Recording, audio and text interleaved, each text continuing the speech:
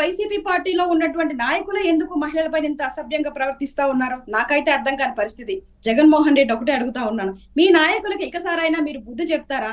సరైన గుణపాఠం చెప్తారా? లేకపోతే వాళ్ళ చేసిన తప్పుకి జైల్లోకి పంపిస్తారా అని నేను ప్రశ్నిస్తా ఉన్నాను జగన్మోహన్ రెడ్డికి.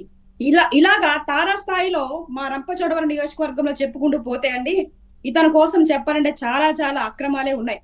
ఇక్కడ అక్రమంగా మాకి ఇదంతా టూరిస్ట్ ప్లేసు, అడవులు ఎక్కువగా ఉంటాయి, కలప దొరుకుతుంది, విలువైన కలపను ట్రాన్స్పోర్ట్ చేస్తాడు, రంగురాల వ్యాపారం, మైనింగ్, నకిలీ సర్టిఫికెట్ల యొక్క దందాలు, ట్రైబుల్ని నాన్ ట్రైబుల్ బెదిరించి వాళ్ళ యొక్క భూములు లాక్కోవడం, అక్కడ అక్రమంగా చెరువులు దేవించడం, ఇలా రకరకాలుగా ఇంకా డమ్మీ మహిళలను పెట్టుకొని ఎమ్మెల్యేగా నడిపిస్తూ తెర వెనకాల ఇతను ఉంటాడు, తెర ముందు ఆవులను పెట్టుకొని 10 సంవత్సరాల నుంచి ఇదే వ్యవహార ధోరణిలో ఎమ్మెల్సీ అనంతబాబు మా ప్రాంతాన్ని అంత దారుణంగా దోచుకుంటా ఉన్నాడండి.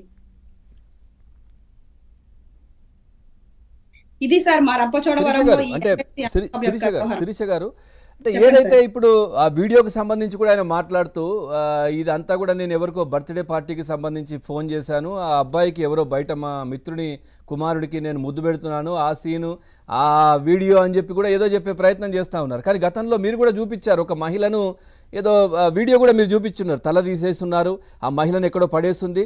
సో దీనికి సంబంధించి కూడా మీరు మాట్లాడున్నారు, ఏం చెప్తారు దానికి? అవును సార్, ఎప్పుడు కూడా మా రంపచోడవరం నియోజకవర్గంలో గుర్తు తెలియని మహిళని ఇంత దారుణంగా చంపేసి పడేసినటువంటి పరిస్థితులు ఎప్పుడు కూడా చోటు చేసుకోలేదండి.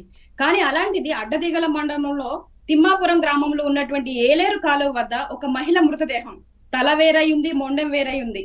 ఎవరిదా డెడ్ బాడీ అనే అనుమానాలు మాకైతే రేకెత్తిస్తా ఉన్నాయి. ఒకవేళ ఆ మహిళ కూడా ఈ ఎమ్మెల్సీ అనంతబాబు యొక్క బాధితురాలేమో, ఇలాగే ఏదైనా వీడియో మార్పింగ్ చేసి ఆ అమ్మాయిని కూడా వేధింపులకు గురి చేశారేమో, ఆ అమ్మాయితో ఏదైనా సంబంధం పెట్టుకొని ఆ అమ్మాయి మాట వినలేదని ఆ అమ్మాయిని చంపేశారేమో అనేటువంటి అనుమానాలు మాకైతే చాలా ఉన్నాయండి. ఆ విషయాన్ని కూడా మేము ఎంక్వైరీ పెట్టమని అడిగాము. అంతేకాదండి, నిన్న అంత క్లియర్ గా అతని వీడియో, న్యూడ్ వీడియో బయటకు వస్తే అక్కడ సేమ్ అతను ఇప్పుడు ప్రజెంట్ ఏదైతే వేసుకొని ఉన్నాడో చైను, చేతికి ఉంగరాలు సేమ్ అవే అండి. అక్కడ మార్పింగ్ చేయడానికి ఏమీ లేదు, అనుమానం పడాల్సిన అవసరం కూడా ఏది లేదు. టీవీలో చూసాం సేమ్ అదే.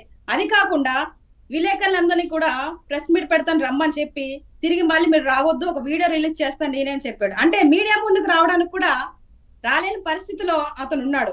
ధైర్యంగా తప్పు చేయనోడు బయటకు వచ్చి ధైర్యంగా చెప్పొచ్చు కదా, మాట్లాడొచ్చు కదా, ఎందుకలా దొంగచాటుగా దాక్కొని.